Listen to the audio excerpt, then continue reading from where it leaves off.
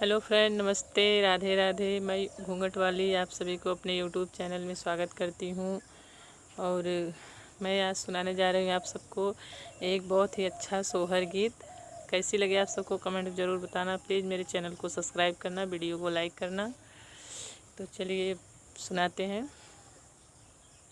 गंगा जमुना जल भीतरा कदम एक पेड़वा हो, कदम एक पेड़वा हो। बहिनी श्री कृष्ण नावले झूलनवा हो, झूलाई राधा रुक्मिन, झूलाई राधा रुक्मिन हो। झूलत झूलत राधा सोई गई अवरोयल, साई गई अवरोयल, साई गई हो। बहिनी टूटले मोती न कर हार हो, जमुना जल के भीतर, जमुना जल के भीतर हो। अरे अरे बहिनी चकैया हो तुहाई मोरी, बहिनी हो तुहाई मोरी बहिनी हो। चकई चुंग तो मोती न कर हार हो, जमुना जल के भीतर हो, जमुना जल के भीतर हो।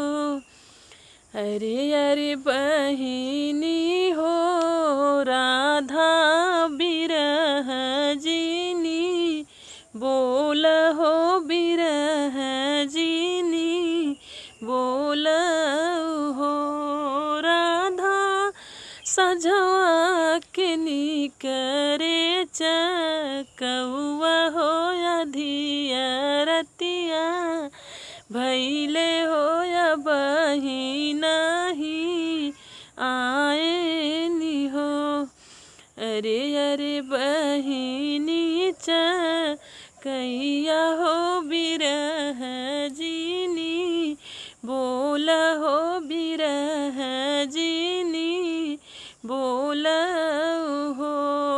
चकई दिन भरी रह बिउच कौआ संगे सझव बिछुड़ बिउ हो, त सझव बिछुड़ बिउ हो।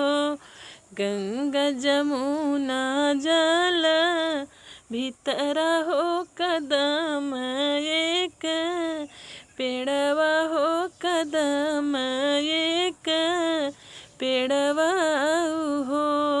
बहिनी श्री कृष्ण नावले झूलनवा हो, झूलाई राधा रुक्मिन, झूलाई राधा रुक्मिन हो।